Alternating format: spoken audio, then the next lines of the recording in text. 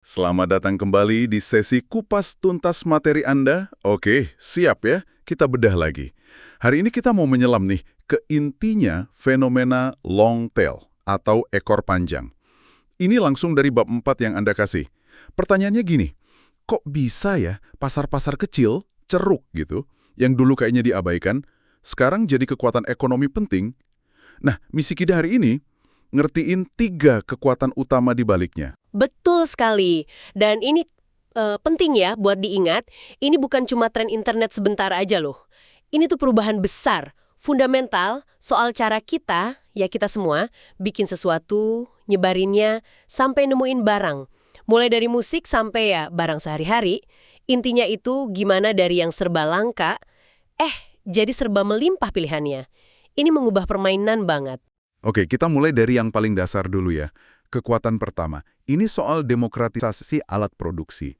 Dulu kan, ingat nggak, kalau mau bikin film bagus atau rekaman musik gitu, wah, mesti ke studio gede, modalnya juga gede. Nah, sekarang, Disinilah mulai jadi menarik banget, ada komputer pribadi, terus software kayak GarageBand yang makin gampang diakses, kamera digital bagus tapi murah, platform blog gratisan, ini semua bikin jutaan orang sekarang bisa jadi kreator. benar-benar, dan ini efeknya gede loh. Maksudnya, muncul gelombang baru, orang-orang yang bikin konten, bikin produk, ada yang ya sekedar hobi, tapi banyak juga yang semi-profesional, serius gitu. Jadi hambatan buat mulai bikin sesuatu, mau itu musik, tulisan, video, apa aja, itu jadi rendah banget.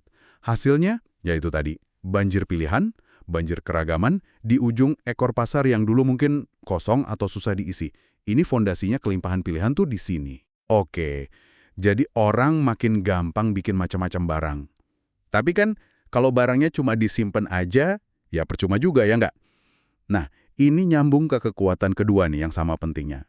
Demokratisasi alat distribusi. Ini soal gimana caranya barang-barang tadi bisa sampai ke kita, ke konsumen. Nah, ini dia revolusi berikutnya. Udah nggak zaman mikirin batasan rak di toko fisik. Internet itu pada dasarnya ya memangkas biaya distribusi sampai wah kecil banget. Hampir nol malah, apalagi buat produk digital. Coba bayangin aja bedanya kirim data digital, bit gitu, sama kirim barang fisik, atom. Beda jauh kan? Ini perubahan mendasar banget. Jadi, platform kayak sebutlah Amazon, iTunes, Netflix, atau kalau di sini mungkin Tokopedia gitu ya, itu mereka bukan cuma sekedar toko online gede aja dong. Oh, lebih dari itu. Mereka itu fungsinya sebagai agregator. Mereka bisa nawarin inventaris yang jauh, jauh lebih banyak dari toko fisik manapun. Kenapa? Ya karena biaya buat nyimpen satu lagu digital lagi atau satu jenis produk lagi di database mereka itu, ya ampun, kecil banget, minimal. Jadi mereka bisa tetap untung meskipun jual produk yang lakunya mungkin cuma 1-2 biji sebulan. Hal kayak gini kan nggak mungkin di toko fisik biasa yang ada biaya sewa, biaya pegal, macam-macam. Nah ini yang buka pasar global buat produk yang super spesifik, super niche, yang dulu nggak ekonomis sama sekali. Wah, luar biasa ya. Oke, jadi hambatan bikin barang udah turun. Hambatan nyebarin barang juga hampir hilang. Hasilnya, ya ampun, pilihan jadi banyak banget. Lautan pilihan. Tapi, gimana caranya kita sebagai konsumen nggak tenggelam di lautan itu? Gimana kita bisa nemuin barang yang pas buat kita? Kayak nyari jarum di tumpukan jerami segede gaban ini. Nah, pertanyaan bagus itu. Dan ini langsung nyambung ke kekuatan ketiga. Adanya mekanisme buat menghubungkan penawaran sama permintaan. Jadi antara si penjual sama si pembeli itu bisa ketemu secara efisien. Dengan pilihan seabrek gitu, kita kan butuh alat bantu ya buat nemuin mana yang relevan, mana yang cocok buat kita. Alat bantu, maksudnya kayak gimana tuh? Ya coba pikirin aja Google Search. Itu kan bantu kita nemuin info spesifik banget. Atau sistem rekomendasi di Netflix. Karena Anda nonton film A, mungkin Anda suka film B. Atau ulasan pembeli di marketplace, di Amazon, Goodreads. Terus ada daftar bestseller, peringkat popularitas, link antar blog, bahkan algoritma media sosial, semua ini fungsinya ya kayak filter. Mereka bantu kita menjelajahi ekor yang panjang ini dan nemuin barang-barang yang pas sama selera kita. Ya mungkin kalau di era dulu, era hits doang nggak bakal ketemu deh. Oke. Jadi intinya nurunin yang namanya biaya pencarian, maksudnya waktu, tenaga, kadang duit juga yang kita keluarin buat nemuin sesuatu yang pas gitu ya.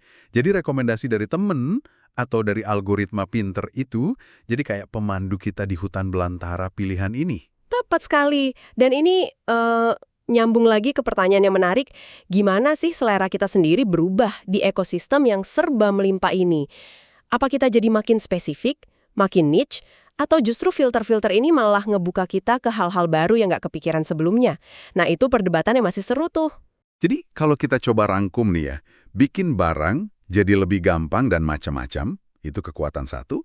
Terus nyampein barang itu ke pasar jadi murah dan bisa kemana aja, kekuatan dua. Dan terakhir, kita punya cara buat nemuin barang spesifik yang kita mau di tengah keramaian itu, kekuatan tiga. Nah, jadi apa artinya semua ini?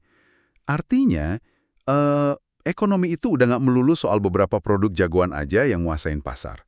Jutaan curug kecil ini kalau ditotal semua, bisa jadi pasar yang sama gedenya atau malah lebih gede. Dan ini relevansinya buat Anda, buat pendengar semua, nyata banget loh. Ngerti dinamika ini itu krusial.